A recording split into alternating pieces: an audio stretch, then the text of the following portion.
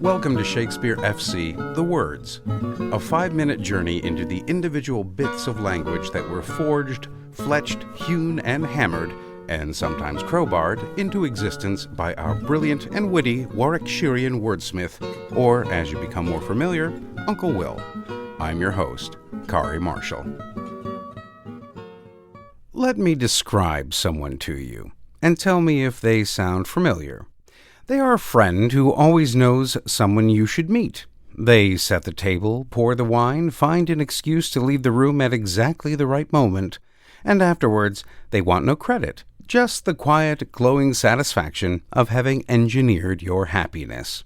Nice, aren't they? A little meddlesome, perhaps, but surely harmless. Now, what if I told you that the word for this same Samaritan took on a less than flattering change in definition over the centuries? The name for this good-natured, meddling matchmaker would morph into something more of a procurer, and that procurer then became a slur. And by the time politicians started doing it to voters rather than lovers, the word had nothing warm left in it at all.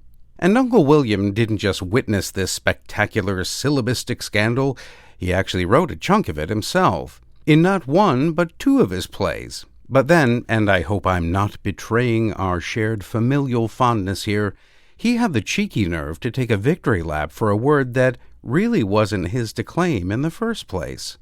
That word is pander. And to find it, we must slip deep into the troubled halls of Elsinore Castle, morose with mourning and inculcated with inaction.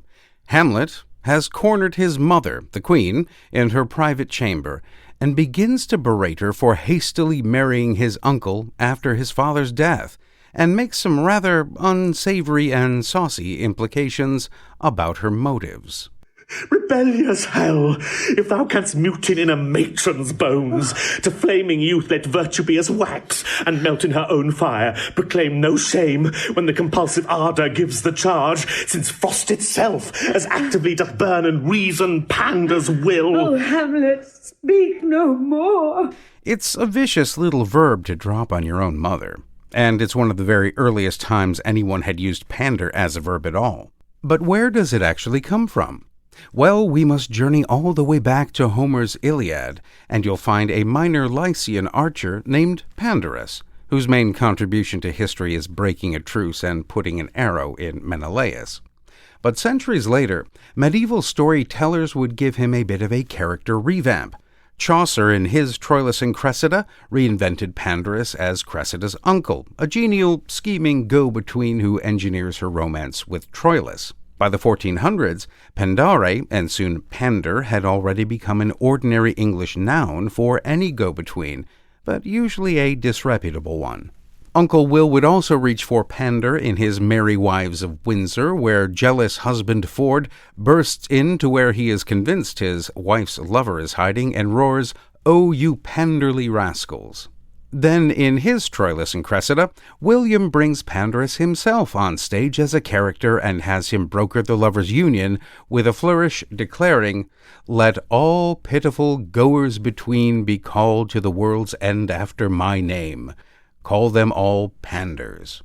Now, as we bring our 13th series to a close, there may be some speculation as to whether a 14th will be on the horizon, and I can say indeedy. A simple glance to the distance will reveal the rising shape of a lush island of imagination and verbal Shakespearean shenanigans. What will the subject be?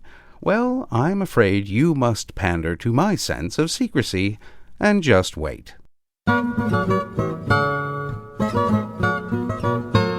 Well, alas and alack, my friends, that is all we have time for. Join us again next time for another hopefully informative journey into the mind of Uncle William. I'm Kari Marshall. Farewell until next time. Shakespeare Full Circle is a production of WGTE Public Media and is sponsored in part by the generous support of the Cowie Family Charitable Trust and Michelle and Kelvin McElwain. All previous episodes are available at wgte.org/sfc and wherever you get your podcasts.